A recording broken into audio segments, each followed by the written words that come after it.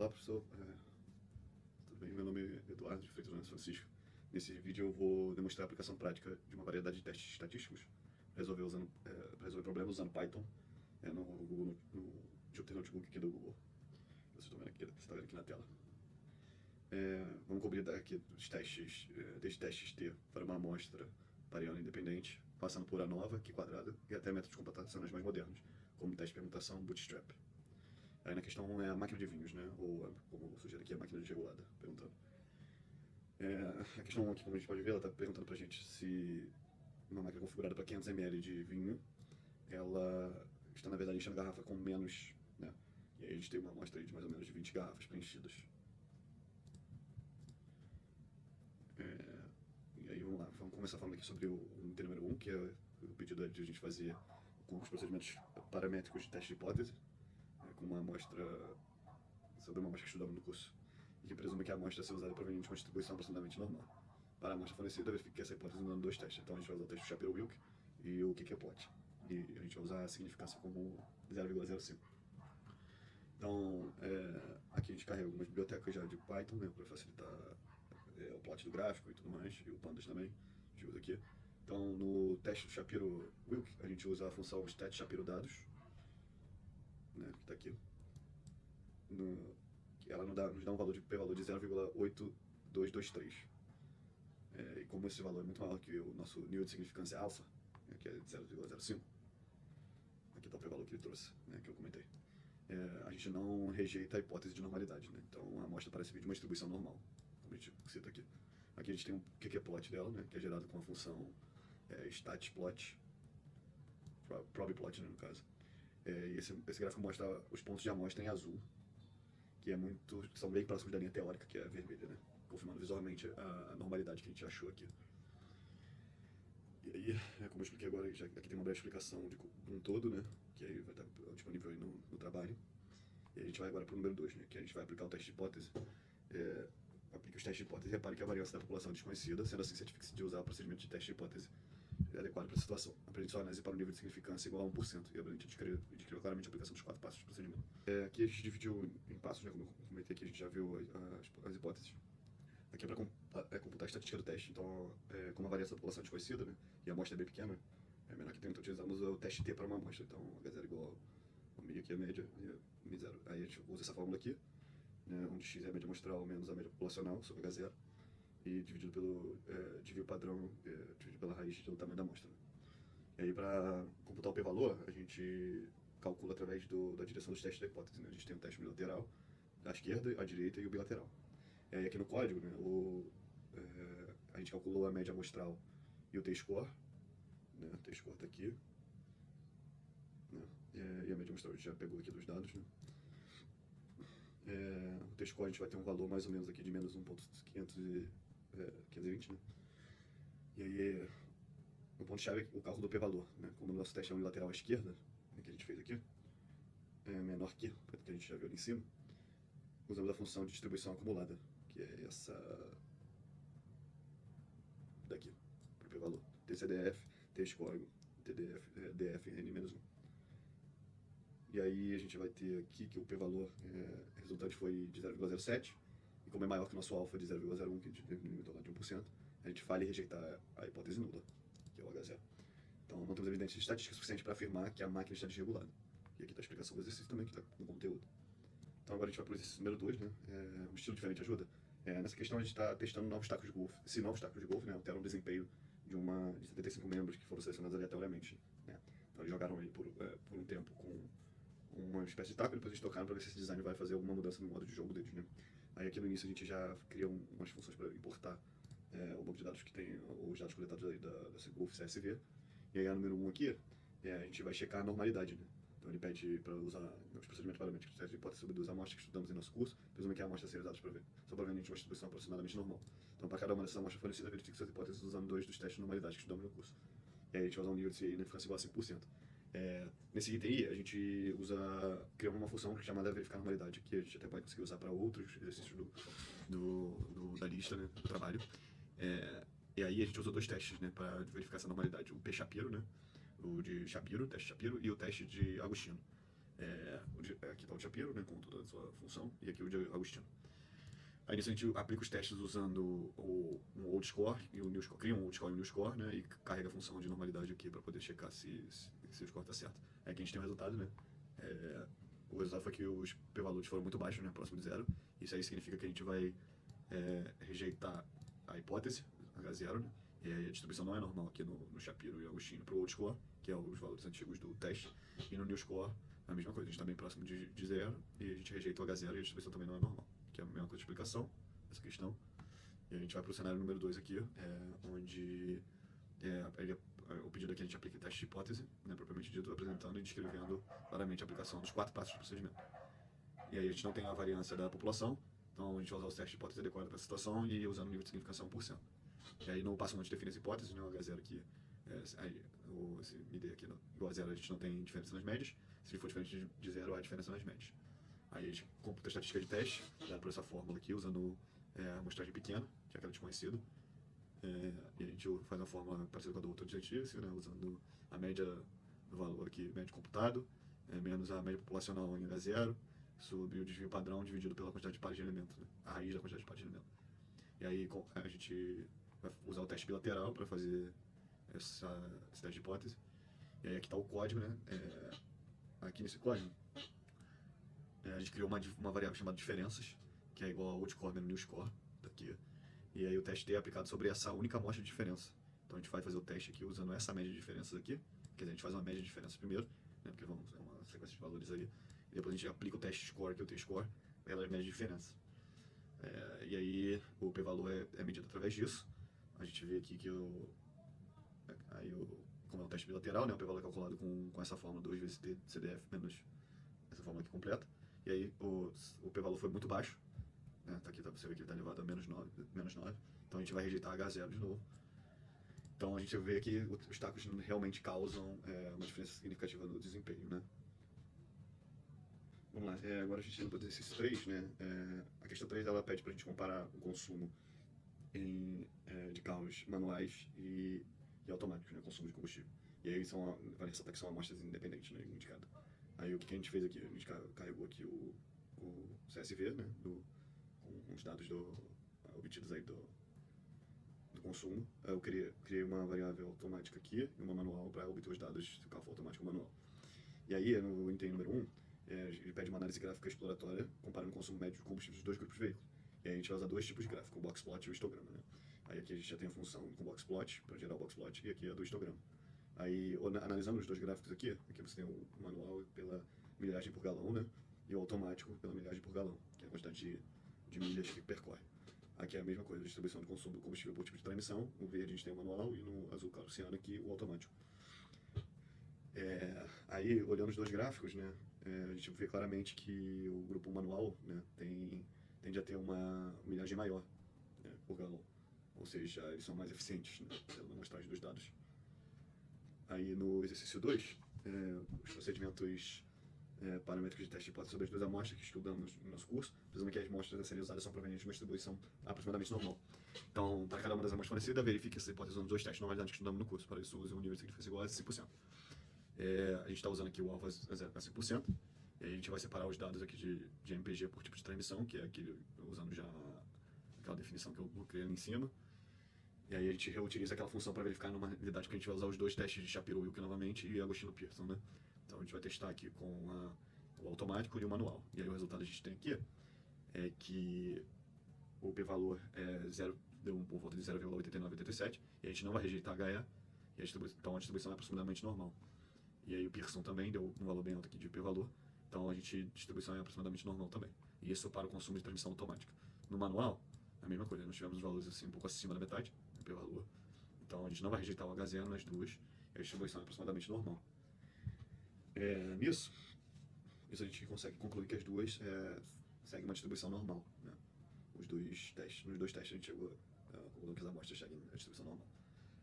Aí a terceira aqui, a gente é pedido que, presumindo que os dados da coluna MPG seguem a distribuição normal, determine um intervalo de confiança no nível 95% da diferença entre as médias dos modelos de carro que possuem transmissão automática e os que possuem transmissão manual. Aí aqui, a gente calcula o intervalo de confiança de 95% para a diferença das médias, né, como ele pediu, né, que está aqui a diferença das duas médias. A gente faz o erro padrão dela e o grau de liberdade também. Aí a gente não assume variâncias iguais, né, usando o teste de Welch. A gente calcula o erro padrão, como eu disse aqui, no SE, e o grau de liberdade, né, usando a fórmula de Welch. O índice de confiança de 95% foi de 3,21, aproximadamente, né, arredondando, e aproximadamente 11,28. Como o zero não está nesse intervalo, já sabemos que a diferença é significativa, né? Então, aqui tem uma explicação mais ou menos de como é a fórmula que nós usamos. E é importante lembrar que a gente tem duas amostras dependentes, como eu citei lá no início. Aí na questão 4, existe uma suspeita aqui que alguém levantou, uma alegação de que os carros automáticos manuais não apresentam a mesma eficiência relativa ao consumo de combustível. Aí a suspeita é que os carros com transmissão manual consomem menos combustível, na média, né, em relação aos automáticos. Aí que a gente vai ter que fazer um teste de hipótese para verificar essa suspeita. Escrever claramente, papapá, e repare que eles estão fornecendo duas amostras independentes novamente. E a gente vai usar aqui um nível de significância igual a 5%. A gente vai fazer o teste, definir as hipóteses aqui, que é a média manual que é menor que a automática, ou seja, manuais não são mais eficientes, e o manual é mais eficiente se for maior que o automático. A gente vai computar a estatística do teste, e como as amostras são independentes não pareadas, a gente realiza o t-teste não pareado, que aí é o teste de Welch, como a gente usou antes, dado por essa fórmula aqui. A gente computa o p-valor, né, associado à estatística do teste, fazendo um teste no lateral à direita, com essa fórmula aqui. E aí no código a gente vai fazer aqui, ó, o passo 2, computar a estatística em si, que é a diferença de médias, né, o teste de Welch. Passo 3, a gente vai fazer o p-valor unilateral, usando esse resultado do teste de Welch, com um nível de significância em 0,5. E aí a gente faz um if simples para saber se for menor que alfa, né, a gente rejeita o teste de hipótese, né, registramos um H0.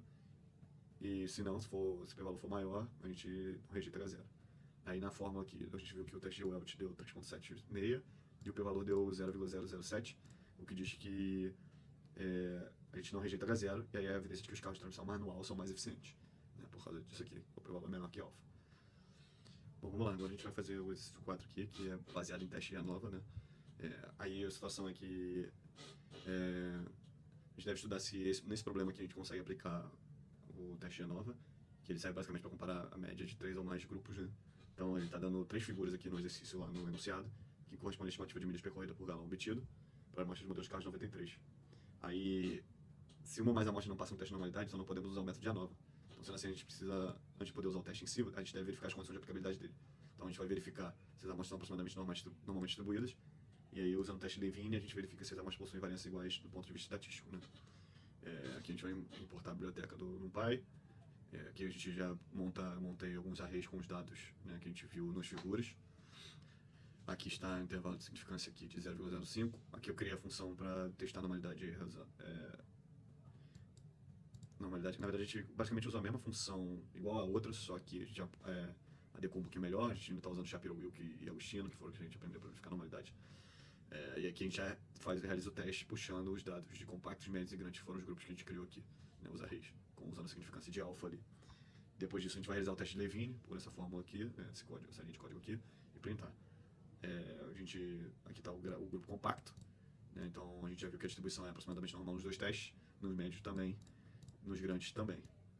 Então no teste de Levine, para a gente ver a homogeneidade das variâncias, a gente teve um valor de 1.5448 e um p-valor de 0,25. Então, a gente vê aqui que tem homogeneidade nas variâncias, né? Então, elas são iguais, porque a gente aceitou em H0 aqui. Aí na questão número 2,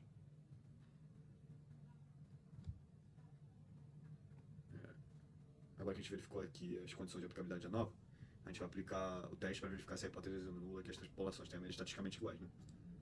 Aí declara a hipótese nula e a alternativa, e aí segue com a conclusão, usando a significância de 5%, como sempre aqui. Então a gente tem a hipótese nula, as médias são estatisticamente iguais, e a alternativa, as médias são diferentes. A gente vai aplicar aqui a ANOVA, por essa fórmula aqui, nessa biblioteca de ANOVA, passando os valores do compactos, médios e grandes para fazer a estatística aqui.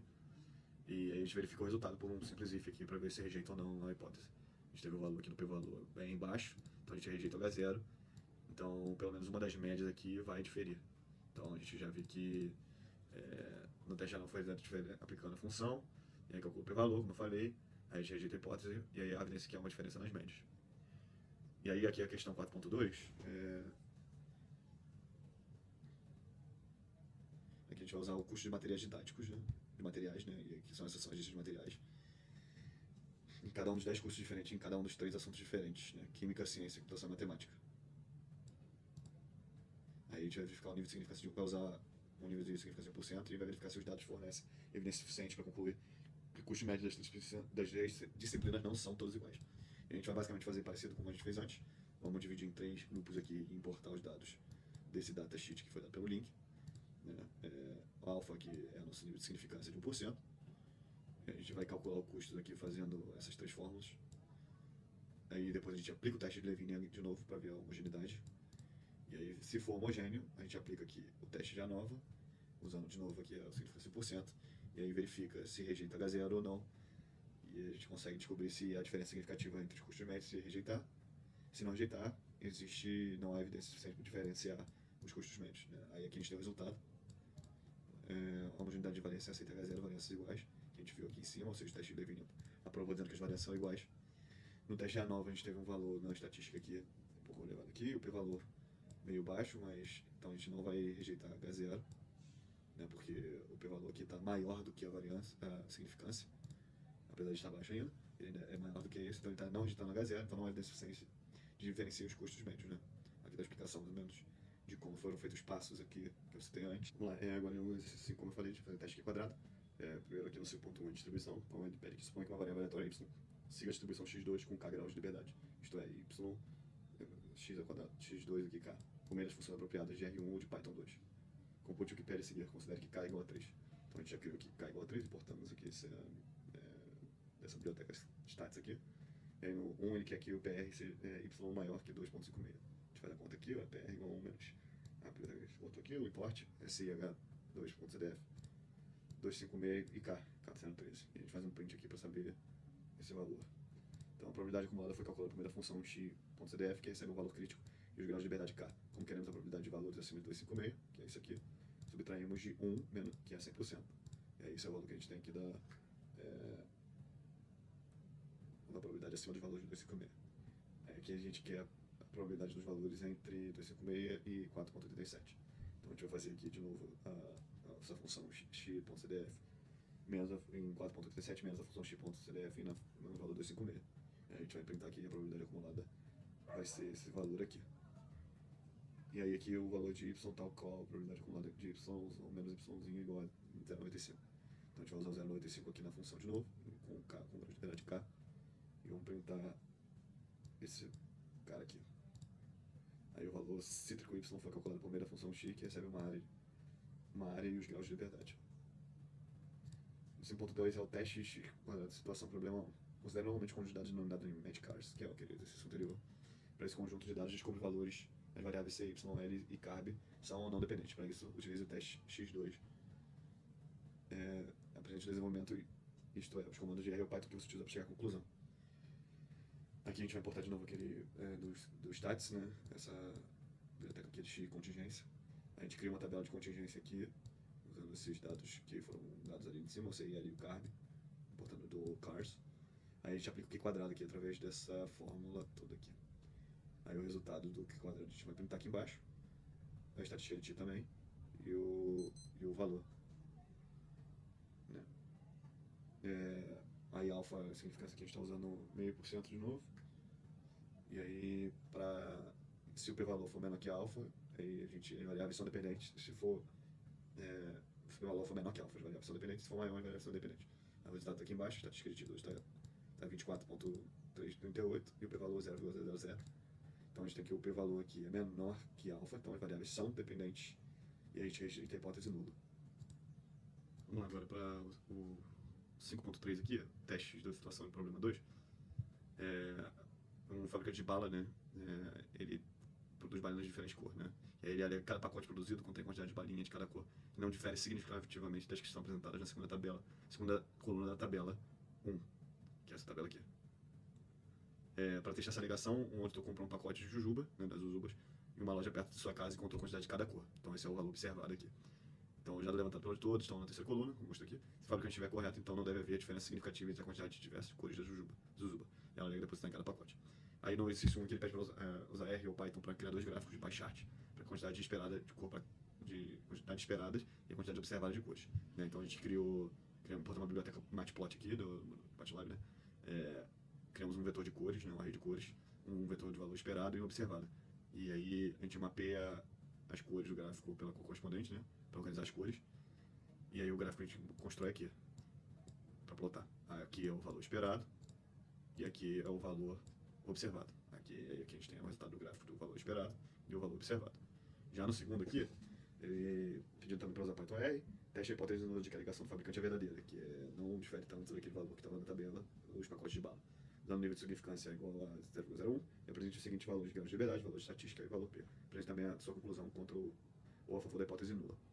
Então a gente vai, o código desse aqui, passando os dados para a tabela para usar o contingência, né, do Q quadrado. Então a gente tem bala, data frame, aí a gente tem o esperado observado que a gente já criou lá em cima, e aí são os dados que a gente obtém daquela tabela. E aí aqui a gente faz o teste de contingência do Q quadrado. Vamos printar e aqui a gente faz a comparação. Se o p-valor for menor do que o alfa, então as variáveis são dependentes, a gente rejeita a hipótese. Se o p-valor for maior, as variáveis são dependentes. Então a gente tem aqui o resultado, né, do teste aqui. O p-valor deu isso aqui, que é maior do que maior do que o valor de significância, um grau de liberdade de 5. Então as variáveis são independentes e a gente não rejeita o teste de hipótese. Então, a quantidade de cor, né, no caso, são independentes. Aqui a gente tem o teste X2, situação do problema 3. Né? Considera o caso de hipótese que deseja testar a eficácia de um medicamento para um determinado problema médico. Então, a gente vai supor que tem 105 pacientes em estudo e 50 deles foram tratados com a droga. Os restantes 55 foram mantidos como uma amostra de controle. O estado de saúde de todos os pacientes foi verificado após uma semana. Os dados e resultados para todos esses indivíduos podem ser encontrados no arquivo Treatment CSV. A tabela de contingência para o conjunto de dados pode ser produzida por meio de comandos na estágio 2 e na estágio 3.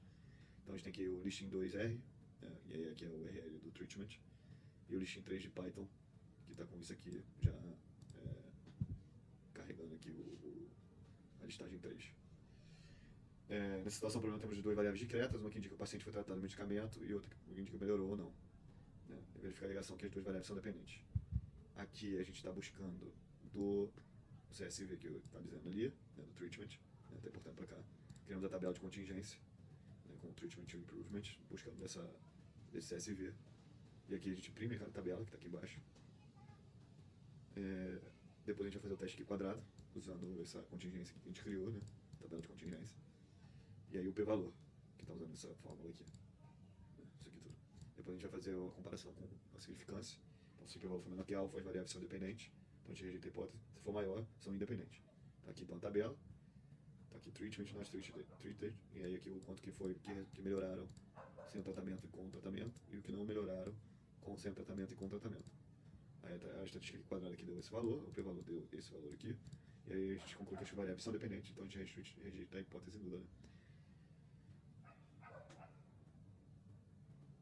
É isso. Agora aqui no 5.5 a gente tem um teste quadrado do situação do problema 4. A gente vai importar esse dataset aqui que está nesse link, que registra o resultado de 500 arremessos de dados de um dado de 6 lados. A gente vai usar o nível de significância de 10%. E aí, se há evidência suficiente para concluir que um dado não é justo ou balanceado, ou seja, que a distribuição de probabilidade difere da probabilidade de 1/6 para cada das 6 faces ao dado, fornece a descrição detalhada dos 4 passos e a aplicação do teste. Aí, primeiro a gente vai carregar o dataset aqui. Aqui a gente vai criar uma função de quantidade de vezes que cada face de dado saiu, né? Usando aqui o observado. Tá buscando aqui da result, dentro desse dataset. E aí a gente cria um array com isso aqui, né? De quantidade de vezes que foi observado para quantidade de lado. Frequência esperada se o dado foi justo, né? Vamos criar aqui uma função de total de lançamento com observado aqui. E o quanto foi esperado, né? Com o total de lançamento dividido por 6 vezes 6 aqui. Aí a gente executa o teste de quadrado com a contingência aqui. Vamos printar a frequência observada, frequências esperadas, estatística aqui do Q quadrado, e aí a gente vai fazer aquela mesma comparação da significância ela de 10% aqui. Aí aqui a gente tem a frequência observada, e aqui a frequência esperada, estatística do Q quadrado deu 0 e o p-valor deu 1. Então a gente não vai rejeitar o H0, então não há evidência suficiente para afirmar que o dado é injusto, né? A gente não consegue afirmar exatamente que o dado é injusto. Aqui está a explicação do passo a passo de cada uma delas. Vamos lá, agora para o exercício número 6, né? A gente tem um resultado de um experimento, né, que a gente usa 16 camundongos, sendo que 7 foram selecionados para receber a amostra de um tratamento e 9 vão ficar como controle, né, ou seja, não receber nenhum tratamento. E aí o tratamento tinha como objetivo prolongar a sobrevivência após uma cirurgia de teste. Em particular, a coluna data mostra o tempo de sobrevivência após a cirurgia em dias para todos os dias. Essa mesma figura que está lá no exercício também apresenta cada amostra tamanho médio de desvio padrão, tamanho médio de desvio padrão. E aí a gente vai usar o teste de permutação, porque o teste não seria muito confiável, já que a amostra é muito pequena, né? Então a gente vai usar essa permutação. Aí aqui, H0, na declaração de hipóteses, né? H0 é o tratamento não tem efeito, né, sobre a sobrevivência, e o H1 o tratamento prolonga a sobrevivência, né? Aí o código é o ponto central aqui do negócio todo. Então primeiro a gente vai calcular, primeiro a gente vai criar dois arrays aqui, um para tratamento e para controle, né, que são os ratos que estão em tratamento e os que estão em controle. E a gente vai fazer a diferença das médias. E depois a gente vai fazer um loop de 1000 interações, que está aqui, que a gente botou 1000 permutações aqui. Nesse loop, né, a gente vai juntar todos os 16 dados. Antes disso, né, a gente vai juntar os 16 dados aqui, transformando num array único. E aí a gente vai fazer aqui um random shuffle nele para embaralhar os dados. Depois a gente vai pegar os primeiros N tratamentos de valores como grupo tratado. Então a gente vai pegar o grupo tratado aqui com N tratamentos. E o grupo de controle, a gente pega o resto dele do array aqui como controle. Depois a gente, no fim, vai recriar os grupos 7 e 9, né? E aí a gente calcula e guarda a diferença, né, da média simulada entre elas. Aqui, ó, do grupo tratado e do grupo de controle.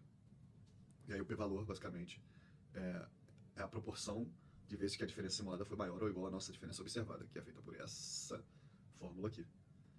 E aí depois a gente só vai fazer aquele nível de comparação de sempre para rejeitar a hipótese, né, se for menor que o nível de significância.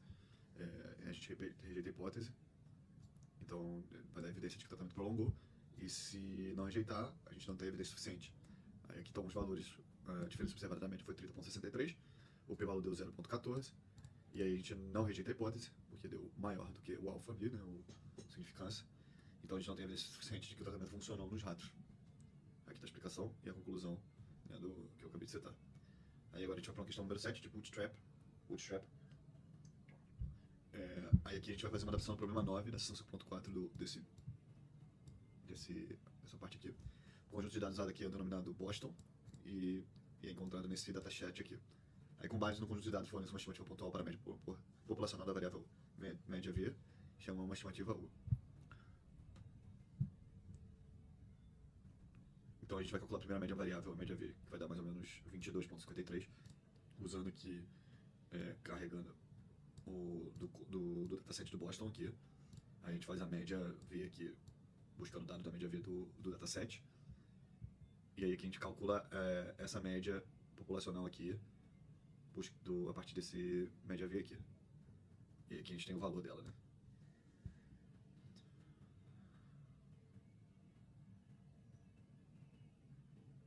No segundo aqui a gente fornece uma estimativa de erro padrão, interprete o resultado.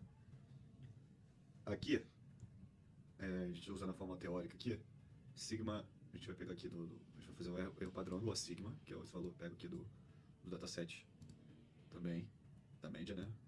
A média V, média variável. E dividir pela raiz quadrada de n. N é o tamanho aqui da amostra. A gente vai ter esse valor aqui. Então, a estimativa de erro padrão é esse valor aqui, 0,408. Que aí segue essa fórmula e tem explicação aqui. Agora, estime o erro padrão usando o método Bootstrap, como essa estimativa se compara com a sua resposta de 2. Então, a gente vai usar o Bootstrap aqui, np random seed. Depois a gente vai fazer o Bootstrap para 10.000, que é a quantidade de interações que a gente quer, e aqui um array de médias, né? Vamos gerar um loop aqui embaixo.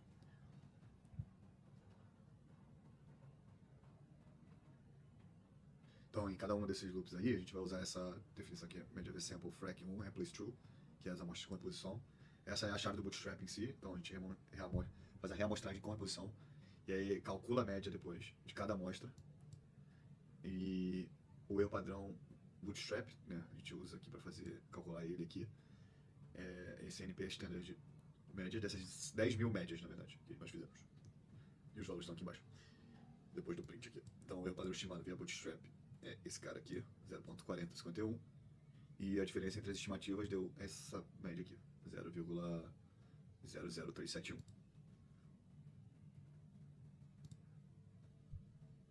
Que essa diferença das estimativas é o erro padrão bootstrap e o erro padrão que a gente já tinha calculado aqui.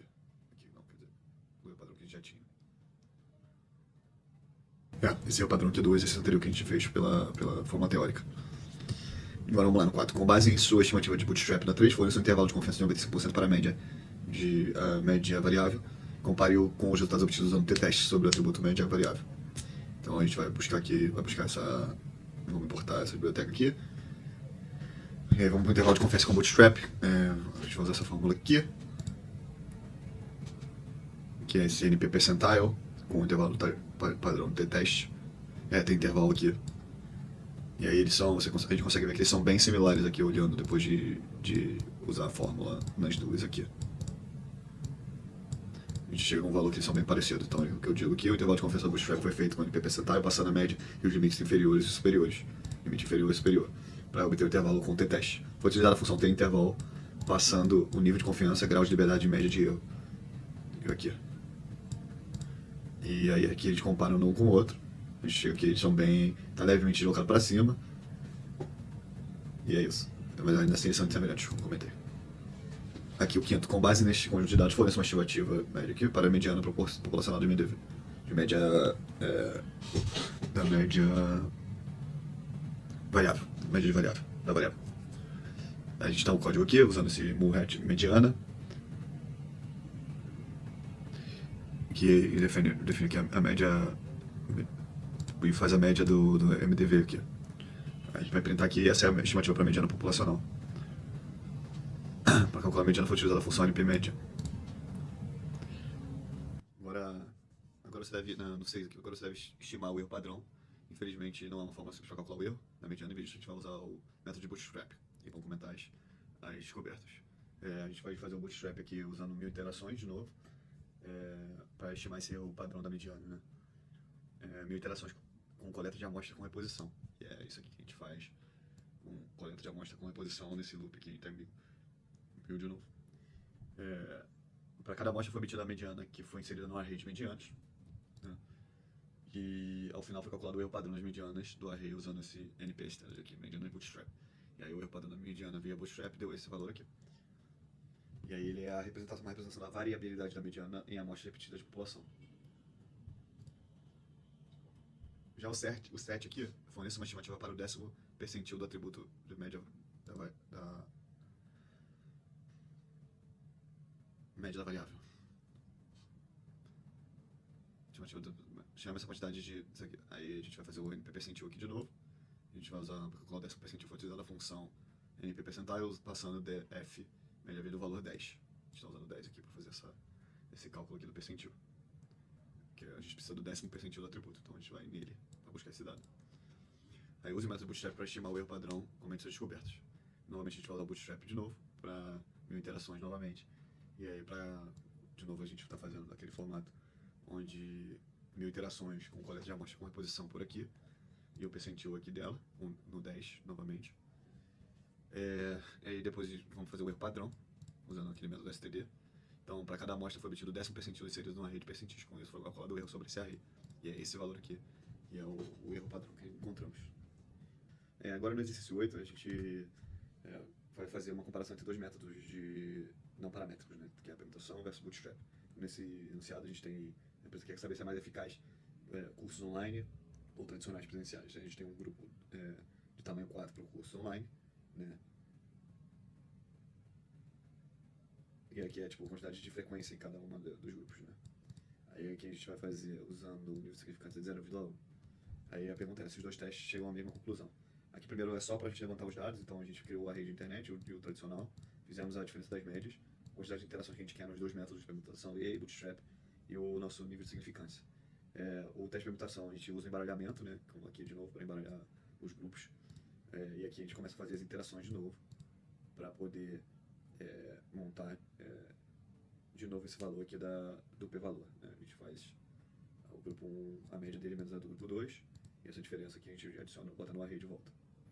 Né? E aí o p-valor é feito pela média dessa diferença nova com a observada. Que é a que a gente fez aqui em cima, observada. Depois o bootstrap que está aqui embaixo, a gente usa aquele método de 1000 iterações com coleta de amostra com reposição. Então aqui estão as reposições para a internet tradicional. E aí a gente vai fazer de novo essa diferença das médias aqui e ter o p-valor aqui embaixo. Aí nós temos esses dois valores aqui, 16.17 permutação, diferença observada, e aí o p-valor deu 0.063 no permutação, 0,0123. E na permutação a gente rejeitou H0, evidência de que os cursos são mais eficazes, e aqui é a mesma coisa. E aqui a gente tem uma explicaçãozinha de como foi feito. Nos dois casos, né, o p-valor foi calculado para avaliar essa diferença observada poderia ocorrer no caso. Como o p-valor de ambos é menor que alfa, apesar de diferente, ele ainda é menor que alfa, a conclusão foi rejeitar HO. Então, a gente, sendo assim, a gente pode afirmar que os dois testes levaram a mesma conclusão mesmo, apesar da diferença aqui dos valores de p-valor. Ainda assim, eles estão dentro do nosso intervalo de significância, né, abaixo do intervalo de significância. É isso. Obrigado até agora.